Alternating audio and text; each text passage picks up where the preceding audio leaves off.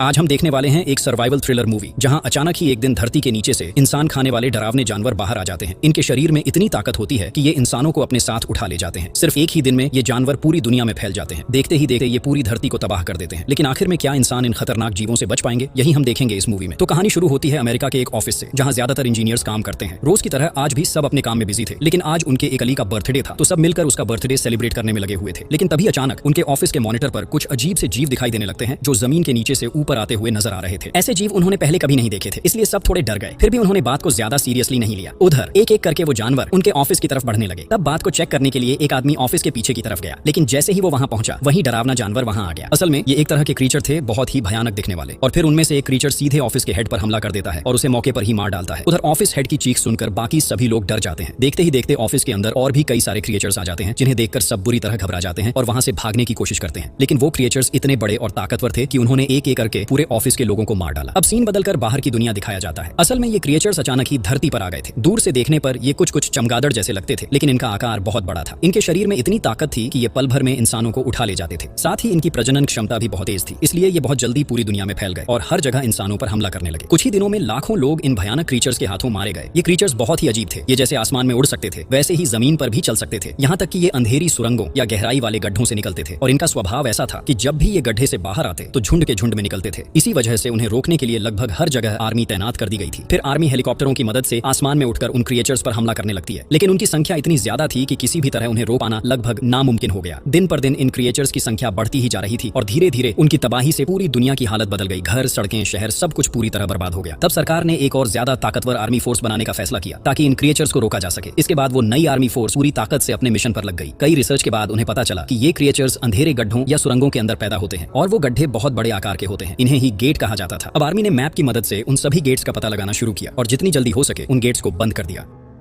हालांकि उन गेट्स के बाहर अब भी बहुत सारे क्रिएचर्स मौजूद थे, लेकिन इस बार आर्मी पूरी तरह तैयार थी उनका सामना करने के लिए। उन्होंने बड़े बड़े जहाज, हेलीकॉप्टर्स, टैंक्स और भारी हथियारों का इंतजाम किया और फिर अपने आसपास जितने भी क्रिएचर्स थे उन सब पर हमला करना शुरू कर दिया। इसके बाद कहानी हमें लगभग 15 साल आगे ले जाती है। अब सीन एक लैब का है, जहां एक लड़की काम कर रही होती है। उसका नाम है लॉरा। लॉरा वहां किसी प्रोजेक्ट या रिसर्च पर काम कर रही होती है। तभी वहां उसका एक साथी आता है। वो उससे पूछता है, तुम्हारा काम खत्म हो गया क्या? अगर हो गया हो तो चलो कहीं बाहर चलकर कुछ खाते हैं। यहाँ से हमें लॉरा के बारे में थोड़ा और पता चलता है। उसके फैमिली में उसका एक बेटा है और एक पति भी है। हालांकि उसका अपने पति से तलाक नहीं हुआ है, लेकिन वो दोनों अब अलग रहते हैं। हर हफ्ते उसका पति उसके घर आता है और उनके बेटे को अपने साथ ले जाता है। आज भी उसका पति बेटे को अपने साथ ले गया है, इसलिए लॉरा आज पूरी तरह फ्री है। उसका कलीग यह बात जानता था, इसलिए उसने आज उसे बाहर खाने चलने को बोला। शुरू में लॉरा जाने से मना करती है, लेकिन उसकी जिद के आगे आखिरकार मान जाती है और उसके साथ बाहर जाने के लिए तैयार हो जाती है। दूसरी तरफ हम लॉरा के बेटे जेम्स को देखते हैं। जेम्स इस वक्त अपने कॉलेज में है, जहां वो अपने दोस्तों के साथ बातें कर रहा होता है। उसके दोस्तों में एक खास दोस्त भी है, मिया, जिसके साथ जेम्स का बहुत अच्छा रिश्ता है। जेम्स नोटिस करता है कि आज मिया कुछ उदास लग रही है, तो वो उससे पूछता है, क्या हुआ मिया, आज तुम्हारा मूड इतना खराब क्यों है? मिया तब कहती है, तुम्हें पता नहीं आज सूर्य ग्रहण है, और आज से लगभग 15 साल पहले भी जब सूर्य ग्रहण हुआ था तभी वो डरावने क्रिएचर्स धरती पर आए थे, जिन्होंने लाखों लोगों को मार डाला था। मुझे आज बहुत डर लग रहा है। जेम्स हंसते हुए जवाब देता है, अरे यार, डरने की कोई बात नहीं है। उस घटना को पूरे 15 साल हो गए हैं। इन सालों में हर साल सूर्य ग्रहण तो होता ही है, लेकिन कोई क्रिएचर वापस नहीं आया, तो अब क्यों आएगा? छोड़ो ये बातें, कुछ नहीं होने वाला। वो मिया को हंसाने की कोशिश करता है और कहता है, वैसे भी तुम्हारा उदास चेहरा मुझे अच्छा नहीं लगा। कॉलेज खत्म करने के बाद जेम्स अपने घर लौट आता है। वो घर पर बैठकर गेम खेल रहा होता है। तभी उसका पिता जॉन वहां आ जाता है। जॉन हर हफ्ते की तरह आज भी अपने बेटे को अपने साथ ले जाने आया है, क्योंकि वो अपने बेटे से बहुत प्यार करता है। हालांकि उसकी पत्नी लॉरा के साथ उसका रिश्ता अच्छा नहीं है। आज लॉरा भी घर पर ही होती है। वो किचन में काम कर रही होती है। जॉन वहां आता है और लॉरा से बात करने की कोशिश करता है, लेकिन थोड़ी ही देर में दोनों के बीच फिर से झगड़ा शुरू हो जाता है। असल में लॉरा और जॉन की बिल्कुल नहीं बनती। जब भी दोनों आमने सामने आते हैं तो किसी न किसी बात पर बहस जरूर हो जाती है, और यही वजह है कि भले ही उनका तलाक नहीं हुआ है, लेकिन वो दोनों अलग अलग रहते हैं। इसी बीच सीन बदलकर हमें आर्मी फोर्स के हेडक्वार्टर का सीन दिखाया जाता है। वही फोर्स जिसने करीब 15 साल पहले उन भयानक क्रिएचर्स से लड़ाई की थी। इन 15 सालों में एक बार भी उन क्रिएचर्स को फिर से धरती पर नहीं देखा गया था, लेकिन अब अचानक जिन जगहों पर उन्होंने पहले वो गेट्स बंद किए थे, वहीं कुछ अजीब और खतरनाक संकेत दिखाई देने लगे हैं। यानी शायद कुछ बड़ा फिर से होने वाला है। असल में आर्मी ने उन सभी गेट्स के पास कुछ खास डिवाइस लगाए थे, ताकि अगर वहां कभी कोई दिक्कत या हलचल हो तो उन्हें तुरंत पता चल जाए। तो अब जब गेट्स से अजीब संकेत आने लगे, कुछ ऑफिसर्स उन्हें चेक करने के लिए वहां पहुंचते हैं, यह देखने की आखिर समस्या क्या है। एक ऑफिसर वहां जाकर डिवाइस को ठीक करने की कोशिश कर रहा होता है, लेकिन अचानक ही वो डिवाइस टूट जाता है और उसी पल सायरन बज उठा है। साथ ही रेड लाइट भी चमकने लगती है। ये देखकर वहां मौजूद सारे ऑफिसर्स डर जाते हैं, क्योंकि इसका मतलब साफ था, गेट के अंदर कोई बड़ा खतरा पैदा हो गया है। और इसका मतलब ये भी हो सकता था कि वो भयानक क्रिएचर्स फिर से धरती पर आने वाले हैं। अब सबके बीच डर और अफरा तफरी मच जाती है। आती है। उधर रात के वक्त जब जॉन सो रहा होता है तभी उसका अंकल माइकल उसे फोन करता है। माइकल कहता है, मैंने तुम्हारे फोन पर एक एड्रेस भेजा है, कल सूरज ग्रहण होने से पहले तुम अपने पूरे फैमिली को लेकर वहाँ चले आना। जॉन हैरान होकर पूछता है, क्या हुआ अंकल, कोई प्रॉब्लम है क्या? माइकल तब गंभीर आवाज में कहता है, यहाँ आओगे तो सब कुछ खुद समझ जाओगे। उधर जेम्स घर पर बैठा टीवी देख रहा होता है। तभी अचानक टीवी पर एक ब्रेकिंग न्यूज आती है जिसमें बताया जा रहा होता है कि पिछले कुछ दिनों से धरती पर अजीब अजीब घटनाएं हो रही हैं। समंदर की मछलियां खुद ब खुद मर रही हैं, वो भी बहुत बड़ी संख्या में। इसके अलावा और भी कई असामान्य संकेत दिखाई दे रहे हैं। अब लोग यह समझने लगे थे कि शायद वही भयानक क्रिएचर्स फिर से लौट रहे हैं, क्योंकि 15 साल पहले जब वो पहली बार आए थे तब भी धरती पर यही तरह के संकेत दिखाई दिए थे। न्यूज चैनलों के जरिए सरकार सबको सावधान और सतर्क रहने की बोल रही थी। इसी बीच कुछ देर बाद जॉन के फोन पर लॉरा का कॉल आता है। लॉरा भी वही न्यूज देख चुकी होती है और अब वो बहुत घबराई हुई होती है, इसलिए वो तुरंत जॉन को फोन करती है। लॉरा गुस्से और डर के साथ कहती है, जॉन तुम मेरे बेटे को मेरे पास वापस ले आओ। ऐसे खतरनाक हालात में मैं तुम पर भरोसा नहीं कर सकी, मैं खुद अपने बेटे की देखभाल करूंगी। लेकिन जॉन शांत होकर जवाब देता है, जेम्स यहाँ बिल्कुल सेफ है, मैं अपनी पूरी कोशिश करूंगा कि उसे कुछ भी ना हो, तुम्हें चिंता करने की जरूरत नहीं है। मगर लॉरा उसकी एक भी बात नहीं सुनती। वो बार बार जोर देकर कहती है, मैं अपने बेटे को तुम्हारे जैसे नाकारा आदमी के पास नहीं छोड़ सकी, उसे तुरंत मेरे पास ले आओ। तो लॉरा की बात सुनकर जॉन अपनी बेटा को देखने जाता है, मगर जेम्स उस समय अपने कमरे में नहीं है। जॉन ये देख बहुत परेशान हो जाता है। जॉन की ये रिएक्शन और बातें सुनकर लॉरा समझ जाती है कि जेम्स उसके कमरे में नहीं है। वो जॉन से कुछ कहने ही वाली थी कि जॉन अचानक फोन काट देता है। अब लॉरा अपने बेटे के लिए बहुत चिंतित हो जाती है। इसी बीच लॉरा के पास उसका वह कलीग आता है विलियम। विलियम कहता, लॉरा घबराने की जरूरत नहीं, न्यूज सुनते ही मैंने हमारे रहने के लिए एक सेफ जगह का इंतजाम किया है, एक शेल्टर होम। वहाँ हम पूरी तरह से सेफ रह सकते हैं, खाना पानी सब कुछ वहाँ उपलब्ध है, तो जल्दी चलो, हमें वहीं होना चाहिए। लेकिन लॉरा कहती है, मैं अपने बेटे जेम्स के बिना कहीं नहीं जाऊंगी, उसका पापा उसे कल ले गया था और आज वो उसके कमरे में भी नहीं मिल रहा, मैं बिल्कुल समझ नहीं पा रही कि क्या करूं। विलियम फौरन जेम्स का नंबर लेता है और उसे ट्रैक कर देता है। इसके बाद वे आसानी से पता लगा लेते हैं कि जेम्स असल में अभी कहाँ है।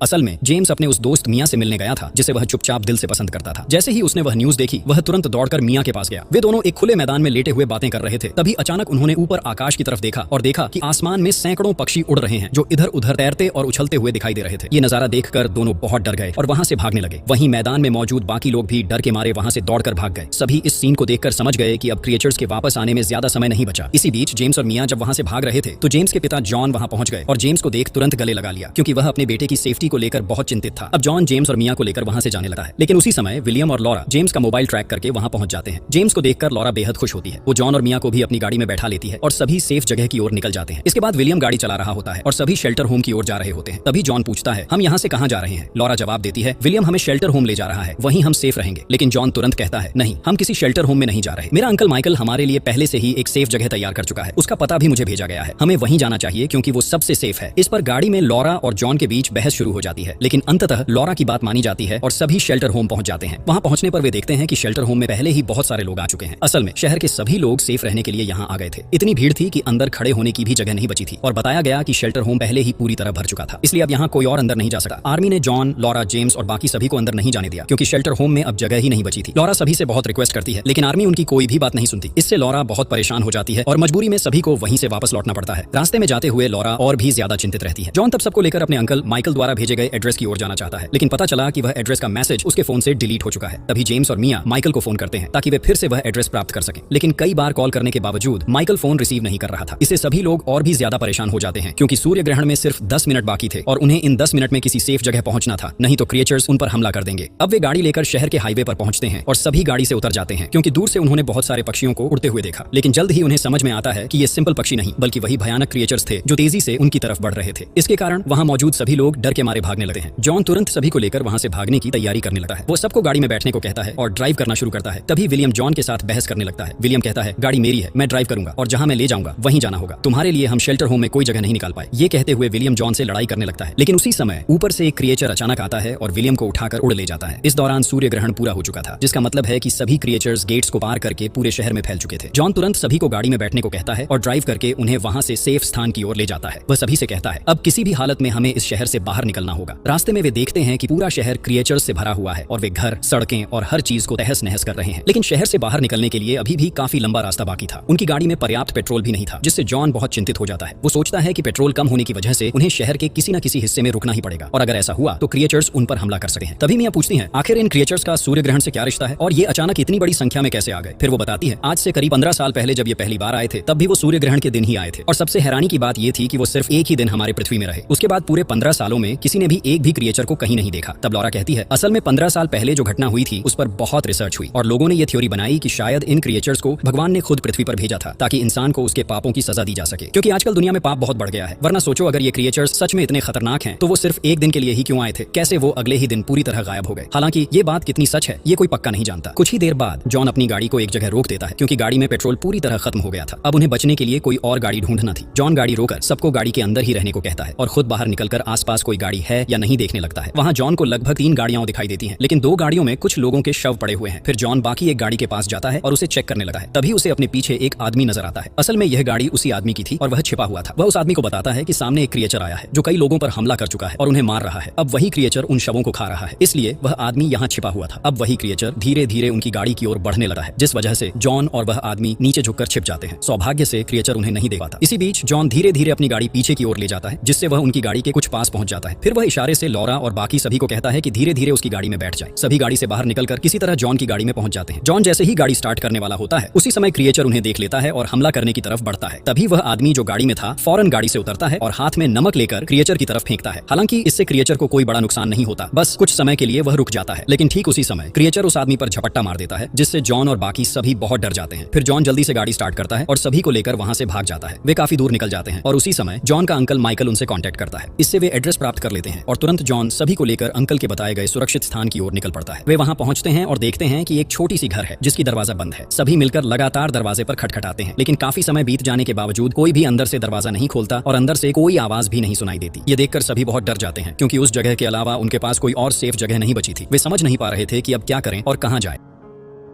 असल में उस घर के अंदर जॉन के अंकल माइकल मौजूद थे। साथ में वहां हेनरी नाम का एक आर्मी वाला भी था जो माइकल की ओर बंदूक ताने खड़ा था ताकि वह दरवाजा न खोले। हेनरी नहीं चाहता था कि उनके अलावा कोई और इंसान उस जगह में आए। इस बीच जॉन और उसका फैमिली दरवाजा खोलने के लिए चिल्ला रहे थे। तभी अचानक दूर से कुछ अजीब आवाजें सुनाई देती हैं। ऊपर देखकर वे देखते हैं कि पहाड़ों की छोटी से हजारों क्रिएचर्स उनकी तरफ आ रही हैं। इस नजारे को देखकर सभी डर जाते हैं क्योंकि क्रिएचर्स की संख्या इतनी ज्यादा थी कि उनके साथ लड़ना इम्पॉसिबल था। जॉन तुरंत अपनी फैमिली की सेफ्टी के लिए वहां के एक दरवाजे को तोड़ने की कोशिश करता है, लेकिन इससे कोई फायदा नहीं होता। फिर जॉन खुद को क्रिएचर्स से मुकाबला करने के लिए तैयार कर लेता है। जैसे ही क्रिएचर्स उनके पास पहुंचते हैं तभी उनके अंकल माइकल दरवाजा खोल देते हैं और वे बचकर घर के अंदर चले जाते हैं। माइकल जॉन को गले लगाते हैं और दरवाजा देर से खोलने के लिए माफी मांगते हैं। हालांकि वह यह नहीं बताते कि दरवाजा क्यों नहीं खोला। जॉन वहां माइकल की पत्नी स्टेला को भी देखते हैं। स्टेला सभी का स्वागत करती है। इसके बाद माइकल सभी को हेनरी से मिलवाते हैं जो कि वही आर्मी वाला है। माइकल उन्हें बताते हैं कि हेनरी भी उनके साथ रहेगा। हेनरी जॉन से वही बात करता है। वह कहता है, मैं आर्मी की स्पेशल फोर्स से जुड़ा था, लेकिन क्रिएचर्स के अचानक हमले के कारण मैं अपनी टीम से अलग हो गया और माइकल अंकल मेरे पिता के दोस्त थे, इसलिए मुझे पहले से ही इस जगह के बारे में पता था। इस वजह से मैं सीधे यहाँ आ गया। जॉन हेनरी के पास एक बंदूक देता है। हालांकि उसे थोड़ा शॉक होता है, लेकिन फिर सोचता है कि आर्मी के पास बंदूक होना सिंपल है। इसके बाद माइकल सभी को खाना खाने के लिए बुलाते हैं। इसी बीच उनके घर के सामने सैकड़ों क्रिएचर्स खड़े थे जो चारों तरफ से घर को तोड़ने की कोशिश कर रहे थे, लेकिन यह घर इंसान का सेफ्टी के लिए विशेष रूप से बनाया गया था, इसलिए इसकी मजबूती इतनी ज्यादा थी कि क्रिएचर्स भी इसे तोड़ नहीं सकते थे। इस वजह से सभी लोग घर के अंदर काफी हद तक सेफ और निश्चिंत महसूस कर रहे थे। अब सभी लोग मिलकर खाना खाने बैठते हैं और 15 साल पहले हुए क्रिएचर्स के हमले के बारे में बात करने लगते हैं। वे बात करते हैं कि उस समय किसने कैसे बचाव किया। इस दौरान हेनरी कहता है, जब क्रिएचर्स पहली बार पृथ्वी पर आए थे मैंने अपने आंखों के सामने कई लोगों को मारते देखा। तब मैं अभी नई आर्मी फोर्स में था और हमारा कर्तव्य था क्रिएचर्स से मुकाबला करना, लेकिन उसी काम के दौरान क्रिएचर्स ने कई मेरे साथियों को मार दिया और उनके शवों को तक खा लिया। सौभाग्य से मैं उस समय एक नाले में गिर गया था जिसमें नमक वाला पानी था। इस वजह से मैं बच गया क्योंकि क्रिएचर्स नमक वाले पानी को सहन नहीं कर सकते। जब हेनरी यह सब बता रहा था तभी माइकल जॉन को इशारा करके कहते हैं कि वह टेबल से चाकू उठाए। जॉन समझ जाता है कि हेनरी शायद अच्छा इंसान नहीं है, इसलिए वह तुरंत चाकू अपने हाथ में ले लेता है। फिर जब वे फिर से वहां बातें कर रहे थे तभी सांप जैसी एक क्रिएचर वहां आता है और छोटे पाइप के जरिए से अंदर घुस जाता है। इसी बीच जॉन हेनरी से ताश खेलने की बात करता है ताकि मौका पाकर हेनरी से उसकी बंदूक ले सके, लेकिन तभी हेनरी जॉन की तरफ बंदूक तानता है और कहता है, तुम लोग क्या सोच रहे हो? तुम्हारे चाल मुझे समझ नहीं आते। खेल के बहाने मेरी बंदूक छीनने की कोशिश कर रहे हो ना? और जब तुमने खाने के समय हाथ में चाकू उठाई थी तभी मुझे पता चल गया कि तुम मेरे खिलाफ साजिश रच रहे हो। जॉन उसे समझाने की कोशिश करता है और कहता है, हम तुम्हारे खिलाफ साजिश क्यों करेंगे? हम सिर्फ यहाँ एक रात बिताने आए हैं, तो हमारे साथ ऐसा झगड़ा करना सही नहीं है। लेकिन हेनरी उससे बुरे बर्ताव करता है, जिसे देकर जॉन का बेटा जेम्स भी हेनरी की बंदूक छीनने की कोशिश करता है, लेकिन हेनरी उसे धक्का देकर गिरा देता है। तभी मियां सभी को कहती है, तुम लोग सभी शांत रहो। इतनी चिल्लाहट और शोर से सभी क्रिएचर्स यहाँ आ जाएंगे और फिर देखोगे कि हम में से कोई भी नहीं बचेगा। इस पर सभी लोग तुरंत चुप हो जाते हैं, लेकिन उसी समय सांप जैसी क्रिएचर वहां आ जाती है और तुरंत माइकल की पत्नी स्टेला पर हमला कर देती है। क्रिएचर स्टेला का गला दबा देता है, लेकिन माइकल तुरंत स्टेला को बचाने की कोशिश करता है। इसी बीच जेम्स उस क्रिएचर पर नमक फेंकता है, लेकिन इससे कोई फायदा नहीं होता। तभी जॉन ने हेनरी की बंदूक अपने हाथ में ले ली थी और वह तुरंत उस क्रिएचर पर गोली चलाने लगा है, लेकिन क्रिएचर एक जगह से दूसरी जगह तुरंत हिल जाता है, जिससे जॉन उसे ठीक से निशाना नहीं बना पाता। फिर क्रिएचर जॉन पर हमला करने के लिए बढ़ता है, लेकिन तभी मियां चाकू लेकर आती है और वह चाकू से क्रिएचर को 2 हिस्सों में काट देती है, जिससे क्रिएचर मर जाता है। इस बार सभी सेफली बच जाते हैं। कुछ ही समय बाद जॉन हेनरी की बंदूक छीनकर फेंक देता है है और सभी मिलकर हेनरी को एक कुर्सी से बांध देते हैं ताकि वह किसी को नुकसान न पहुंचा सके। इस बीच स्टेला बहुत ज्यादा घायल हो चुकी थी, इसलिए सभी मिलकर स्टेला का ट्रीटमेंट करने की कोशिश करते हैं। इसी बीच बाहर से वे बहुत तेज आवाजें सुनते हैं। उनकी चिल्लाहट और शोर की वजह से सैकड़ों क्रिएचर्स वहां पहुंच गए हैं और वे सभी मिलकर दरवाजा तोड़ने की कोशिश कर रहे हैं। वे यह सब बाहर लगे कैमरों के माध्यम से देख पा रहे थे। इस बार क्रिएचर्स की संख्या बहुत ज्यादा थी, जिससे जॉन को शाक होने लगता है कि शायद इस बार ये क्रिएचर्स दरवाजा तोड़ देंगे। अगर वे किसी तरह भी अंदर घुस गए तो क्षण भर में सभी को मार डालेंगे। इसलिए जॉन अपने अंकल माइकल से कहता है, मुझे लगता है हमें यहाँ से तुरंत भागना चाहिए, क्योंकि क्रिएचर्स जिस तरह दरवाजा तोड़ने की कोशिश कर रहे हैं, मुझे लगता है कि कुछ ही समय में वे अंदर पहुंच जाएंगे। लेकिन माइकल अब भी भागने के लिए तैयार नहीं था, क्योंकि स्टेला इतनी ज्यादा घायल थी कि अब कहीं जाना उनके लिए पॉसिबल नहीं था। तभी हेनरी बोलता है, मेरे पास एक गाड़ी है और उसमें पेट्रोल पूरा भरा है, तुम लोग मुझे आजाद कर दो, मैं तुम्हें एक ऐसी जगह ले जा सकता हूँ जहाँ तुम एकदम सेफ रहोगे। सब लोग पूछते हैं वो कौन सी जगह है। हेनरी बताता है, वो एक गेट है, वही जगह जहाँ से ये क्रिएचर्स निकले थे। अब सारे क्रिएचर्स बाहर आ चुके हैं तो गेट्स अभी खाली हैं, इसलिए वही हमारे लिए सबसे सेफ ठिकाना है। वह आगे कहता है कि वो गेट की देखभाल का जिम्मा भी संभालता था, इसलिए गेट पर लगे डिवाइसों और वहाँ के रहने खाने की व्यवस्था के बारे में उसे पूरी इन्फॉर्मेशन है। हेनरी यह भी बताता है कि वहाँ आर्मी फोर्स के रहने के लिए सेफ रूम बने हुए हैं, अगर वे वहाँ पहुंच गए तो अब उन्हें कोई खतरा नहीं होगा। तो हेनरी का कहना है, अगर तुम मुझे छोड़ दोगे मैं तुम्हें वहीं पहुंचा दूंगा। जॉन झट से पूछता है, तो तुम हमें ये जगह के बारे में पहले क्यों नहीं बताए? हेनरी जवाब देता है, उस समय मेरा खास ध्यान नहीं था, अभी अचानक याद आया इसलिए बता रहा हूँ। तब जॉन अपने अंकल माइकल से कहता है, हमें हेनरी की बात पर विश्वास करनी चाहिए, क्योंकि अब हमें उसके अलावा कोई विकल्प नहीं है। साथ ही वहाँ कुछ सेफ रूम है, शायद स्टेला के इलाज या किसी और चीज के लिए भी, इसलिए हमें सभी को वहाँ पहुंचना चाहिए। स्टेला की शरीर से उस समय बहुत ज्यादा खून बहा रही थी, इसलिए माइकल भी अब वहाँ जाने के लिए राजी हो जाता है। फिर वे लोग वहाँ से निकालने की प्लान बनाते हैं। असल में इस घर के पीछे एक छोटा सा दरवाजा है, जिससे शायद वे बाहर जा सकते हैं, लेकिन चूंकि दरवाजा पीछे है इसलिए हेनरी की गाड़ी वहाँ मौजूद नहीं थी, उसकी गाड़ी सामने की ओर खड़ी थी। इसके बाद वे सभी पीछे के दरवाजे से निकलते हैं और पैदल ही गेट की ओर बढ़ते हैं। रास्ते में काफी आगे बढ़ने पर वे सड़क के बीच में एक मरे हुए क्रिएचर देखते हैं। मिया उस क्रिएचर के पास जाकर करीब से देखने लगती है। तभी वहाँ सांप जैसी एक और क्रिएचर आ जाती है और मिया के पैर को पकड़कर उसे खींचने की कोशिश करती है, लेकिन जॉन किसी तरह मिया को बचा लेता है। इस बीच हम हेनरी के हाथ पर एक चोट देखते हैं, शायद यह पिछले क्रिएचर्स के हमले की वजह से हुई थी, लेकिन हेनरी ने यह सब सभी से छुपा रखा था। फिर वे सभी फिर से पैदल चलने लगते हैं। चलते चलते वहाँ सुबह हो जाती है। तभी वे सड़क के बीच में एक गाड़ी पाते हैं। सभी गाड़ी में चढ़ जाते हैं, लेकिन जैसे ही वे गाड़ी स्टार्ट करने लगते हैं वे देखते हैं कि स्टेला के शरीर में बदलाव आ रहा है। असल में स्टेला का शरीर धीरे धीरे बदलकर क्रिएचर्स जैसा हो रहा था। शायद यह पिछली रात के उस हमले की वजह से हुआ। स्टेला खुद यह बदलाव महसूस करती है। फिर वह सभी से बंदूक छीन लेती है और गाड़ी से उतरकर खुद को गोली मारने की कोशिश करती है, लेकिन माइकल उसे ऐसा करने से रोकता है। लेकिन स्टेला बंदूक उसकी ओर तान के कहरा हो जाते हैं। वहीं दूसरी ओर पहाड़ों की ऊंचाई से हजारों क्रिएचर्स उनकी ओर दौड़ते आ रहे थे। माइकल स्टेला से कहता है कि गाड़ी में चढ़ो, लेकिन स्टेला उनकी कोई बात नहीं सुनती। इस वजह से जॉन माइकल को अकेला गाड़ी में बैठा लेता है और जब वे क्रिएचर्स को आते देखते हैं तो वे सभी जल्दी से गाड़ी स्टार्ट कर वहां से चले जाते हैं। इस बीच क्रिएचर्स स्टेला पर हमला कर देते हैं। वे स्टेला को काट कर खा लेते हैं। स्टेला के लिए यह देखकर सभी का दिल बहुत दुखी था, लेकिन उनके पास और कोई विकल्प नहीं था, इसलिए उन्हें उसे वहां छोड़ना पड़ा।